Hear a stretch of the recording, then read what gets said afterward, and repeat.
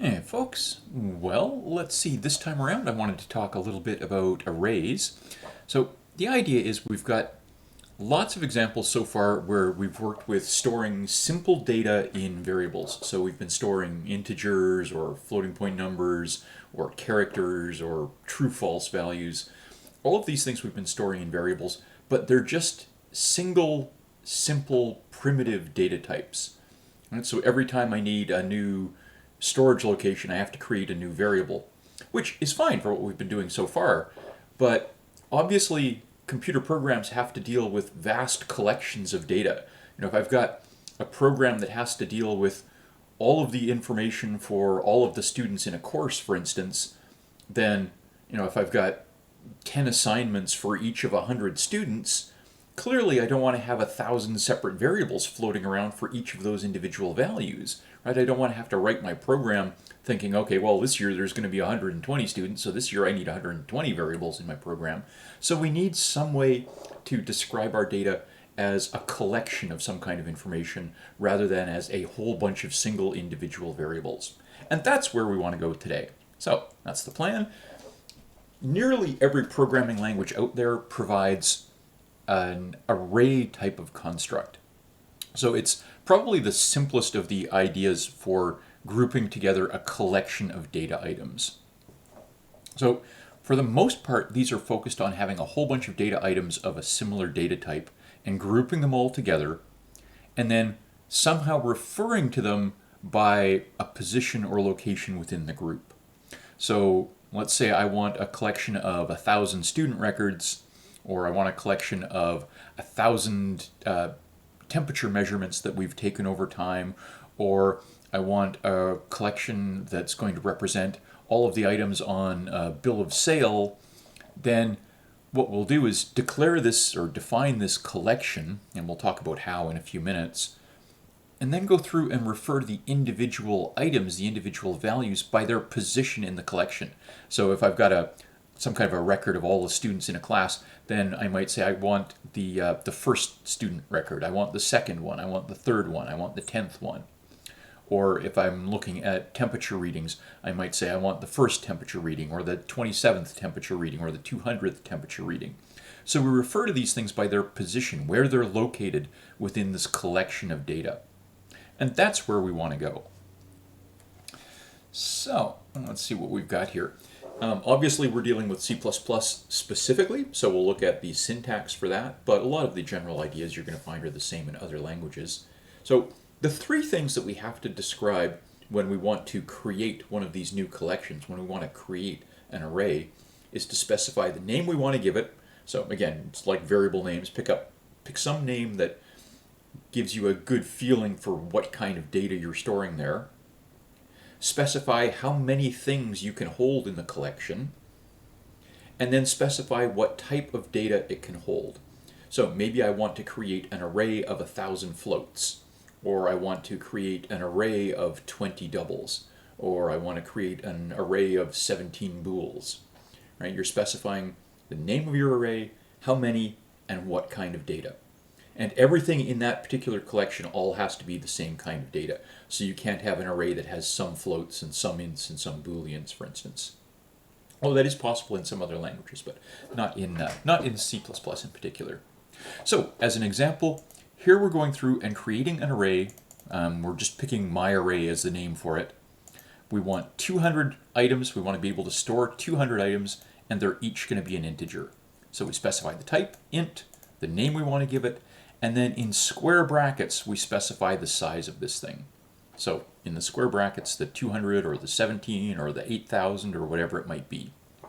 And somewhere off in memory, it's going to go off and create storage for those 200 integers or those 17 doubles or whatever it might be. Now again, within that collection, we think of them in terms of their positions. There's the first one, the second one, the third one, the fourth one, etc., etc., etc., down the line. So when we're storing values or grabbing values, we specify which position in the array we want to work with. And again, we do that by specifying the name of the array and which specific item, which specific position in the square brackets. So if I want to get what's in array position 10 and copy it into X, again, I can say I want what's in array position 10, so in the square brackets, and assign that to X, so copy the value to X. Or I want to put 205 in position 17. So again, it's just array, whatever the array name is, and whatever your position is in the square brackets, and then you can use it pretty much just like a variable of that same data type. So I could, if I had an array of integers, I could add together elements from the array. I could print out elements from the array. Right? We can use them any other place that we'd use an integer. Now, the indexing, the one slightly weird thing about it is that for an array of n elements, the first position is always labeled position 0. So if you've got 5 elements, then the 5 positions are 0, 1, 2, 3, 4. Right? So the last position is essentially your size minus 1. So that's the one thing to get used to. The positions don't start at 1 and go to n. They start at 0 and go to n minus 1. So again, here's just an example of we'll create an array of 5 floats. So I'm just going to name my array values. I want 5 of them. They're of type float. I'm going to prompt the user, enter 5 numbers, and I'm going to read them in one at a time. I'm going to do a cin into values 0, a cin into values 1, values 2, values 3, values 4. And again, it's just going through and whatever cin is reading as a float, it's putting into that position in the array. And then similarly, if we wanted to print them out, we could do a bunch of couts, the 5 values are, and then just cout and, tell me what's in that 0th position. Tell me what's in position 1. Tell me what's in position 2. Tell me what's in position 3. Right? Just cout all those different values. So this is the most basic idea. For terminology, we refer to the positions as the indices, and we refer to the individual values in there as the elements of the array.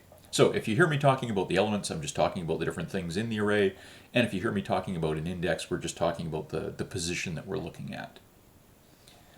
So that gives us sort of the basic ability to work with our arrays now. We can create these collections, we can put values in, we can use the values all through referring to the array and which position we're interested in right now. Now, in terms of declaring the array sizes, the one and only catch is that when you define the size of an array, it's got to be a constant value. So you can't use a variable as the size of the array. So here's a couple of examples where it can be a constant value or a constant expression. So I've got a couple of constants here, size is 10, n is 3. I could use those directly, size or n, or I could even make an expression out of them and take n times size, so 30 in this case. As long as all of the values in the expression are constants, it's okay. Now, in point of fact, some compilers will let you get away with using variables as a size, but that isn't a generic standard, and so it's something that we'll try and discourage for now, and we'll look at a more appropriate way for handling that a little later on in the course. Okay, again, in terms of the elements of the array, these are just the contents, the things we've got stored in the different positions in the array. And you can use that any place you could use a variable of that same data type. So if I was going to use cin, as we've already seen, I can cin into an array element. I can cout an array element. If I've got, in this case, my array is an array of floats, I can quite happily add the contents of 2 array elements together. Right? I can go through and take what's in array position 1 and what's in array position 2, add those 2 values together and store them in, take what's in array position 1 and array position 0, add them together, store them in array position 2. Or here I'm passing them as parameters. Right? The power function expects really 2 doubles, but it'll accept 2 floats. So here I'm passing it the float that's in array position 2, and I'm passing it the float that's in array position 0, and letting it do its computation, and I'm storing the results in array position 3. So you can use them just like any other variable. You just have to be a little lengthier in terms of describing them, because you've got to tell what array it is and what position in the array it's located in. But again, you can use them just like variables. All right. One of the things that we've had to recognize when dealing with variables is that we want to make sure we put a value into the variable before we actually try and use it, right? If I'm going to print out the contents of a variable, I want to make sure I've put something in there first, otherwise I'm going to get some random garbage coming out. And what's happening behind the scenes is when you declare a variable, or for that matter when we declare an array, it's getting placed in memory somewhere. Initially, if we don't explicitly put a value there, then what's in that storage location is just whatever happened to be sitting in memory at the time this thing got created. So it could be any kind of random garbage value. It could be a 0, it could be a -1, it could be an anything. So when we're going through and using storage locations, when we're using variables, when you're using arrays, we want to make sure that we initialize them, that we explicitly put values in them before we need to try and use whatever's stored in them. I mean, it sounds obvious, but it's amazing how often we just slip up and forget to initialize something, and you wind up printing out a value or using a variable in a computation or using an array element in a computation, and we haven't put an explicit value in there and there's just random garbage in it. So in this example, we've created an array of 3 integers, and then we've tried to print out what's in the first element. Again, it could be anything, any old random garbage at this point. So this is where the terms initialized and uninitialized come in. It's initialized if we have explicitly put a value in there already, and it's uninitialized otherwise. And we just want to make sure we remember to initialize things. Now, with variables, remember we could say something like, int x equals 10 as a way of declaring the variable and initializing it all at once. We can do the same thing with arrays, where we declare the array and we provide initial values for all of the elements, for each one of the elements at the point of declaration. This is the only place where we can assign multiple values to an array all at once. So the syntax is our array declaration as usual, data type, name, size, and then the equals, and then in the curly brackets, a comma-separated list of all of the values. So the number of values you give here has to be the same as the size, right? So that we wind up with exactly one value for each element of the array, but this will go through and assign 10 to position 0, to array x's position 0. It'll put 20 in position 1, 30 in position 2, 40 in position 3, 50 in position 4. Right? So this goes through and assigns the initial content. And again, you can only do this in the spot where you declare the array. If you try and assign these values, this kind of collection of values to the array at some point further down the road, the compiler will yell at you. So it's handy when you've got a small array and you know what values you want to initialize that array with.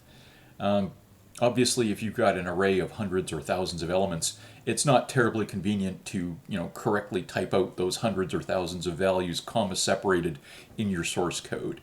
So it's an option, but it's not something that's used all the time by any stretch of the imagination. So if we've got an array and we want to stick values in every element, we could go through and write an assignment statement for every one. Array position 0 gets this, array position 1 gets that, array position 2 gets this other thing. But again, if we've got an array of hundreds or thousands of elements, that would mean hundreds or thousands of lines of code with all of these statements in, and of course it's easy to make mistakes, and it's incredibly time consuming to write out that way. And if we change the size of the array, then we've got to either cut out a bunch of these or add a whole bunch more. So it's much, much more common to use a loop that basically just goes through and says, okay, for each position in the array, do this to it. So we'll go through in the rest of this session a bunch of different examples of loops and arrays, and then I think in our next session we'll start looking at passing arrays as parameters to functions and allowing functions to fill in the content of the array or to do something with the content of the array. But here's a pretty typical idea.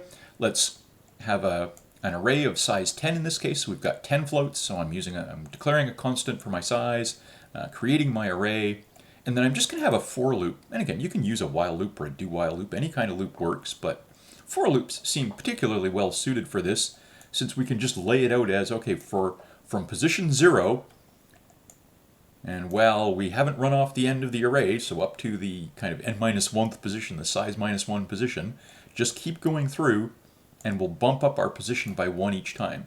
So we'll do something in position 0, then in position 1, then in position 2, up to position 9. And so in this case, just to be arbitrary, we're assigning the value of 101 to each of the elements of the array. So we'll go through and, our array is named data, so we want to put 101 in data 0, 101 in data 1, 101 in data 2, and that's what the body of our loop is doing here. We're just saying for the current position, right, whatever pause is on my current pass through the loop, just put 101 in the array in that position.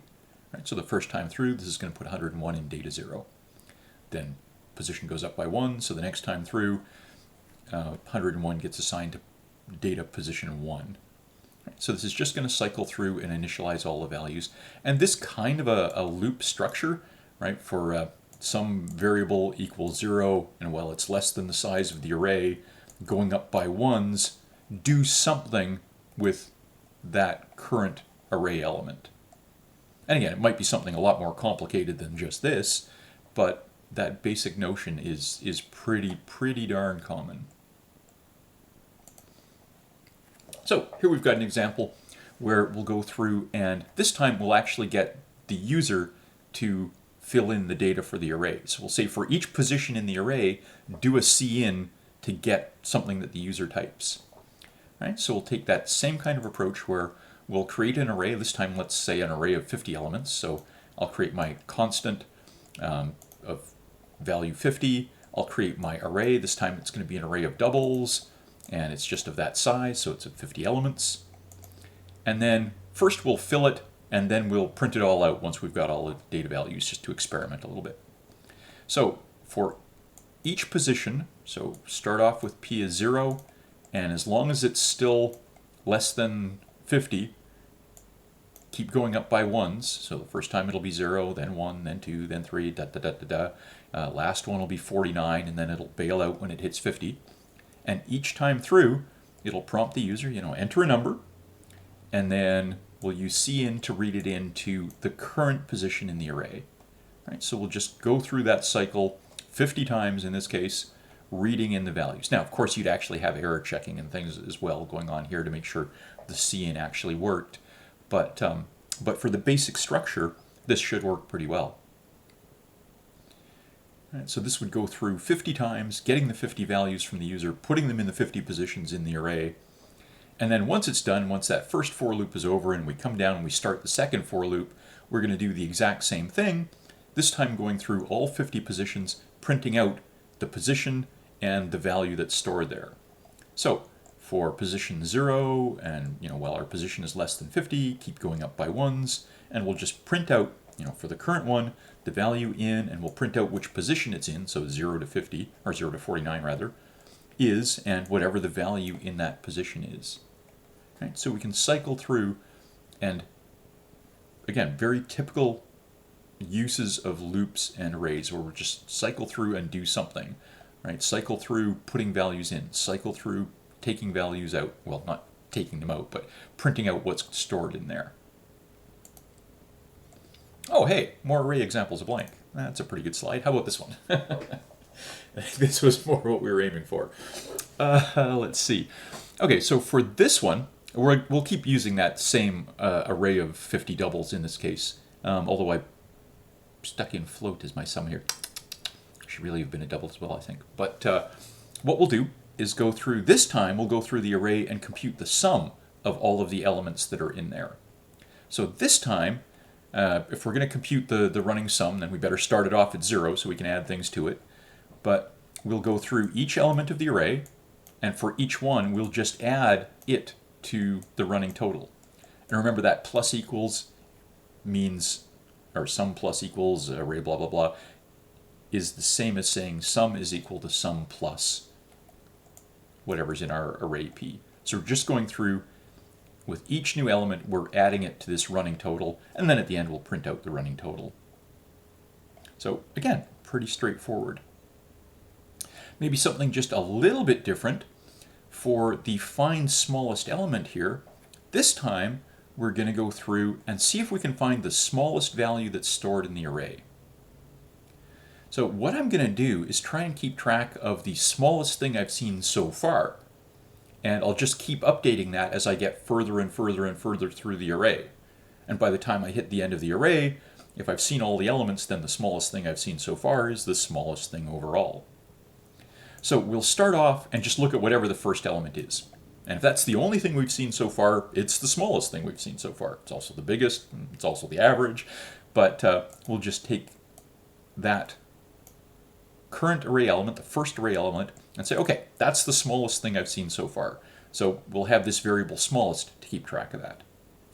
And then we'll go through the rest of the array elements. So this time, notice I'm starting my for loop off at position 1 instead of at position 0, because I've already looked at position 0. And so I'm going to keep going through up until, position 49, going up by ones. And each time, I'm going to look at the current element and see if it's smaller than the smallest thing I had seen so far. So if what's in the array in the current position is smaller than the smallest thing I'd seen previously, then we'll just update the smallest thing I've seen so far, right? The smallest thing is now what's in this new position. And again, by the time I get to the end, the smallest thing in the array as a whole is whatever's in that smallest variable at the end. So again, just typical examples of going through and doing some kind of processing with each element of the array, something that updates what we're trying to accomplish with each new element that we look at. All right, maybe we'll take just a moment to play with an example or two, get them to compile and run, and then I will end this one. So again, let's, how about we go through and, how about a min-max? So this time, let's use our IO stream and our standard namespace. And I'm just going to keep it in one big main for now. We'll look at adding functions working on arrays next time around. But what we'll do is say, okay, I want to get an array, fill it with data from the user, and then we'll find maybe the smallest and the largest and the sum of all the values in the array, something a little more complicated. So let's have an array size. So I don't know, let's pick something small for a moment just so that when we're going through and running this, I don't have to type in a million values. We'll create our array. Let's make it an array of doubles. So I'm just going to call this data. Again, usually your program is going to have some kind of a purpose, so you'll know what the data is actually used for, so you'll have a more meaningful name. If we're getting the user to, how about, well, let's do that. Let's have a program to read a set of temperatures from the user, then compute and display the smallest, largest, and average. How about that? So we can actually call these the temps. Maybe we'll call size the number of entries. So we've got slightly more meaningful names going on here. So first, let's get the data from the user. So we'll throw in a loop. Let's say for entry 0, and while entry is less than our number of entries, entry plus plus, let's get the current entry. So enter the next temp as a number, e.g. 12.5.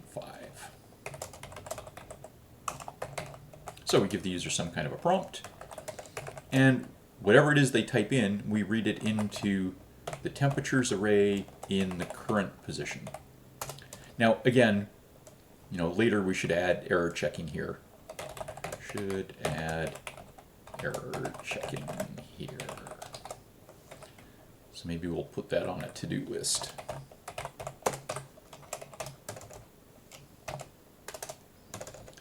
Now we'll go through and let's compute the minimum, the maximum, and the sum of the temperatures entered. So I'm going to compute the sum for now, and then later on we'll figure out the average by dividing it by the number of entries.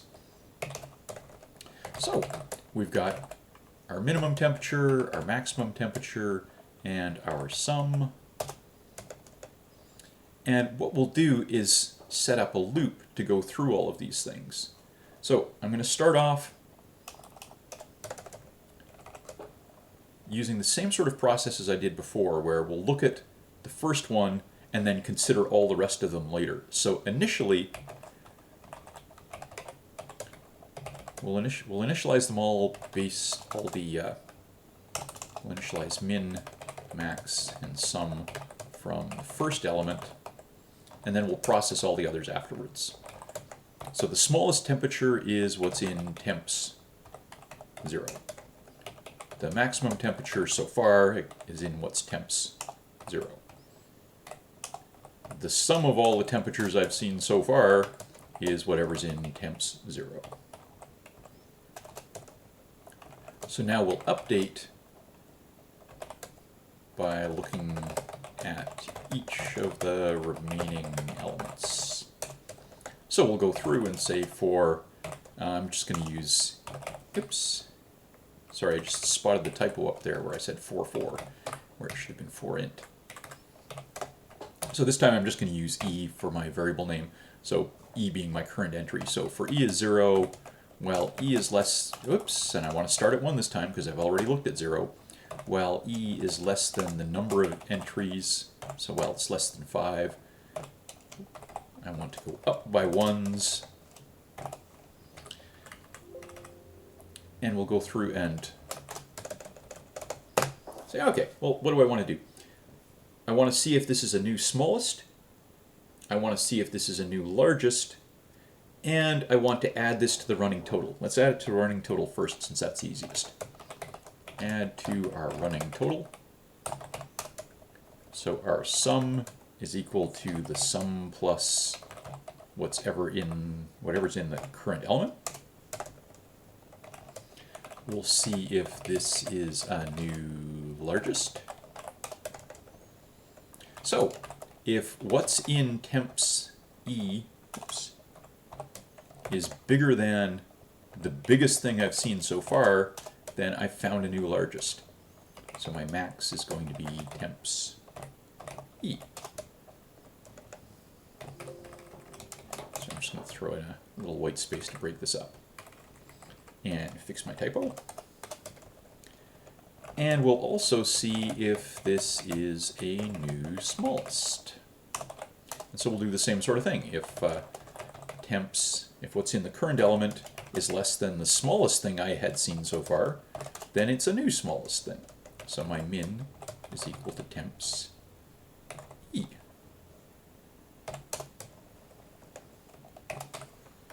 So each time through the loop, for the current element, we're adding it to the running total. We're seeing if it's the new largest. We're seeing if it's the new smallest. And so this is the idea. As we go through our processing, there might be a bunch of different things that we're doing with the current element, or related to the current element. And then hopefully once we get out of this, we'll now display our results. So the min and max temps were,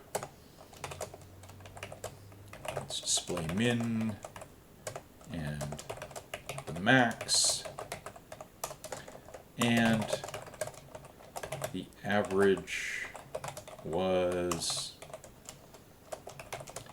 and for our average we've got the sum, but we have to divide that by the number of entries. And again, you could do this and put it in another variable. I'm being a little bit lazy here. I'm just putting the computation directly there. And then hopefully this will actually give us the results we want. So we'll try compiling this with all of our warning flags turned on, just in case I've made any typos in there. Woo! All right. Let's see. So let's see if we can try running this. So if I try running it, then hopefully it should ask me for my 5 temperatures. So I don't know, we'll try 10. Maybe we'll have a temperature of -1. Maybe we'll have a temperature of 7 and 99.3 and 12. Hopefully that's my 5. All right, so it went through and it correctly figured out that -1 was the smallest temperature in the list. It correctly figured out that 99.3 was the largest, and I'm hoping it's got the addition right for, or the computation right for the average of these things. Say 99, 111.3, 117.3 divided by 5. I don't know if that's right or not. 112, 123. Oh yeah, no, I guess that's about right. Sounds in the ballpark anyways. My math is probably off, but looks like it's in the right range. So we can go through and start working with our arrays and loops along these lines, right? Where we're going through and doing whatever it is we need to do with each of the different elements in the array. All right, I'm going to leave it there for now because in our next session we'll get into working with arrays as parameters. We'll get a lot more practice with them then, but it does become a lot more practical to work with an array if you can call one function to go through and fill it, call another function to display it, call other functions to do some kind of processing on each of the elements. So that's where we will get for our next session.